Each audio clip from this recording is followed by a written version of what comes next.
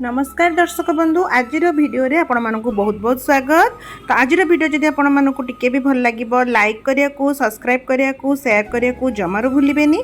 तो चलंतु आज 15टी अनुचिंता विषय रे जानि नबा। 1 नंबर खाद्य को तळे बसी खाइबा उचित एवं धीरे धीरे चोबाई खाइबा उचित। यह शरीर को अधिक फायदा दे थाए एवं जल्दी खाद्य हजम करने सहित मोटापा को नियंत्रण रे भी रखी थाए। तेणु आपण मैंने जितेबले भी खाद्य ग्रहण करुँच सबु बेले तले ही खातु, खट उपरे कि डाइनिंग टेबल सोफारे खातु नहीं। 2 नंबर जो मैंने अत्यधिक फ्रिज रे पानी पी थांती एवं अधिक तेल मसला खाई थांती सेमानकर पेटर चर्बी अधिक मात्रा रे बढ़ी थाए। तो तेणु फ्रिज पानी अवॉइड करंतु। 3 नंबर शरीर रे अधिक साबुन लगाइबा द्वारा शरीर सुखिला हो जाए। प्रतिदिन बेसन हलदी दही यही मिश्रण को लगातु, शरीर सफा होगा सहित चिकन रहिबो।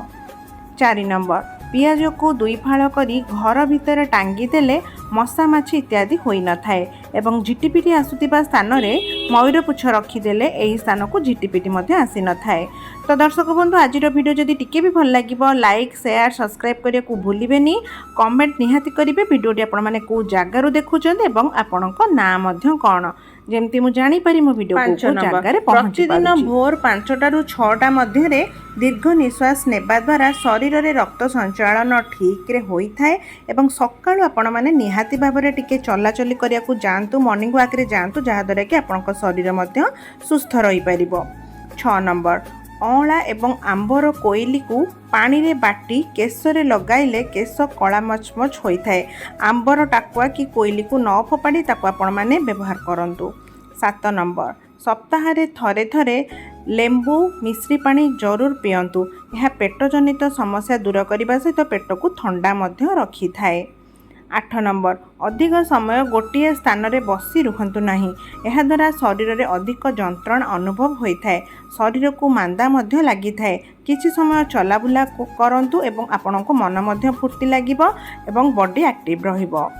9 नंबर चुट्टी सफा करने पूर्वरु अंडा चुट्टी रे लगे सफा कले केश चमकिबा सहित केश झड़िबा बंद होता है। सप्ताह रे गोटे थर एमती निहाती भाबरे करंतु। चुट्टी रे बढ़िया सा साइन आसीबो, चुट्टी झड़िबा कम होबो, चुट्टी रे ग्रोथ बहुत बढ़िया होबो।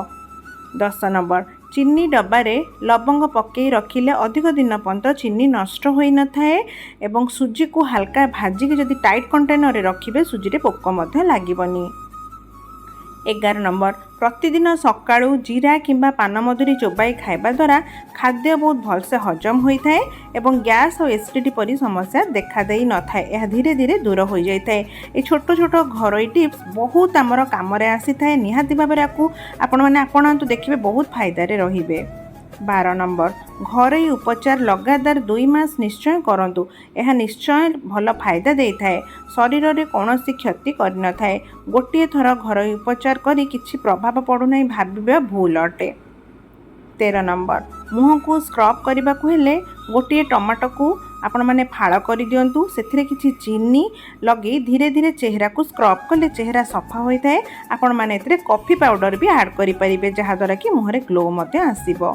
14 नंबर अत्यधिक ठंडा खाद्य जमती कि फ्रिज रो पानी सोढ़ा खाद्य अधिक खट्टा हो जाइथिबा खाद्य जमती कि बासी हो जाइथिबा खाद्य याकू खाइबा उचित नुहे। यह पेटरे समस्या करि थाए, गैस एसिडिटी परी समस्या बढ़ाई थाए। 16 नंबर नियमित काकुड़ी और गाजर एवं टमाटो को कंचा चोबाई चोबाई खातु। यह स्किन ग्लो करने साहाय्य करिथा एवं बहुत उपकारी होता है आम स्किन पाई आम हेल्थ पाई भी। तो आपण माने छोट छोट टिप्स को निहाती फॉलो करंतु। चैनल रु जिबा आबरू सब्सक्राइब लाइक कमेंट करिया को भूलंतु नहीं।